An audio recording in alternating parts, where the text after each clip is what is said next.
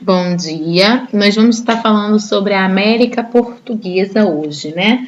Vamos estar falando sobre os motivos que levaram a colonização e essa administração da América Portuguesa. Primeiro a gente precisa entender que os portugueses, eles estavam, né, através do Tratado de Tordesilhas, o Tratado de Tordesilhas vai dividir as terras entre Portugal e Espanha, e aí eles se lançaram ao mar, né, em busca de metais preciosos, em busca de ouro, já que nessa época a gente vive no período chamado período expansionista. Então, por isso, eles saem achando, né, tentando buscar as Índias. Só que no dia 22 de abril, ele avistou, né, Pedro Álvares Cabral avista as terras e acha que é as Índias, mas na verdade é Porto Seguro. E aí se dá início, né, a colonização do Brasil através da coroa portuguesa. Então, quais eram as ações dos jesuítas sobre esses povos indígenas? Primeiro, quando os portugueses eles chegaram aqui no Brasil, houve um grande impacto, né, cultural entre os povos indígenas e os portugueses. Primeiro, porque esses povos indígenas eles tinham seus próprios costumes, eles viviam nus, né? Então, os portugueses começaram a pensar num projeto de colonização e num projeto de certa domesticação desse indígena.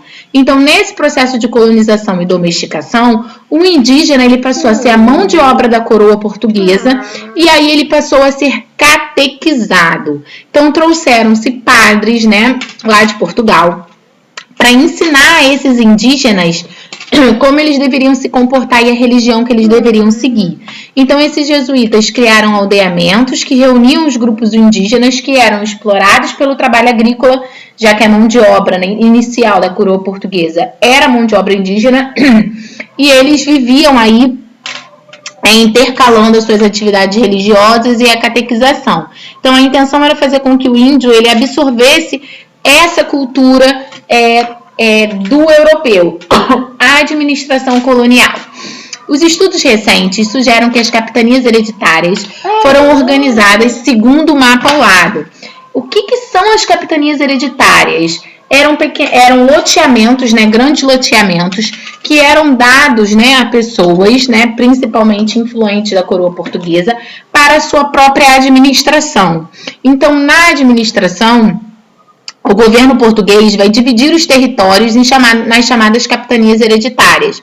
Essas capitanias hereditárias tinham como objetivo, né, ter um donatário, que seria o dono da terra, que ele iria cultivar aí, tomar conta dessa capitania hereditária e dar à coroa, né, o imposto que ele retirasse ali. O que vai acontecer, gente, é que nessas capitanias hereditárias, elas não vão dar certo por vários motivos. Dentre eles é que esse território era muito grande e demandava muito capital, né? Demandava também muitos recursos. E as únicas duas capitanias que vão prosperar é Pernambuco e São Vicente, tá ok? E aí nós vamos falar sobre a administração do governo geral. O fracasso da maioria das capitanias vai obrigar a coroa portuguesa a promover o que a gente chama de governo geral. Esse governo geral teria como objetivo, né, um sistema de governo centralizado que vai impor a submissão dos donatários ao administrar. Então, o governo geral ele era um nobre que ele era escolhido pela coroa portuguesa para fazer com que os interesses econômicos da coroa, né, e territoriais fossem atendidos.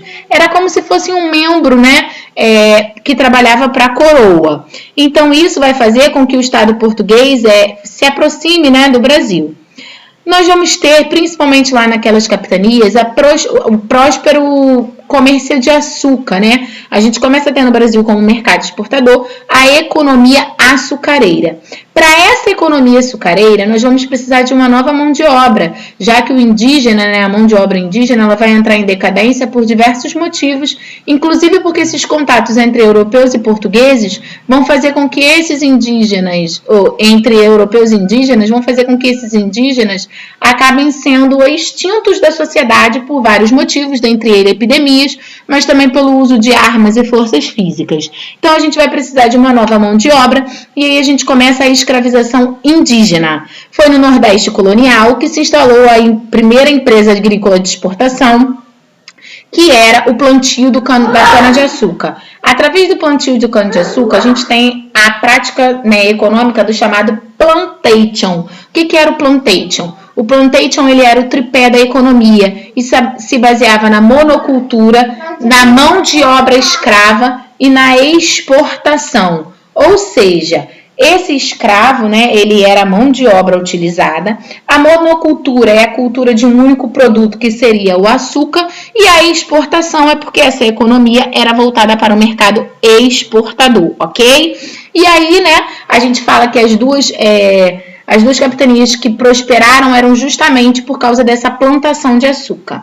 Então, aqui nós temos demonstrando para vocês a empresa, né, o que seria uma sociedade açucareira, né? Então, nós temos a moenda de açúcar, os carros de boi e os trabalhadores negros que carregavam a cana e faziam toda essa trabalho. Os engenhos do Brasil colonial eram complexas estruturas produtivas e a metrópole portuguesa se destinava quase da totalidade dessa produção à exportação europeia, por isso o modelo do plantation, tá?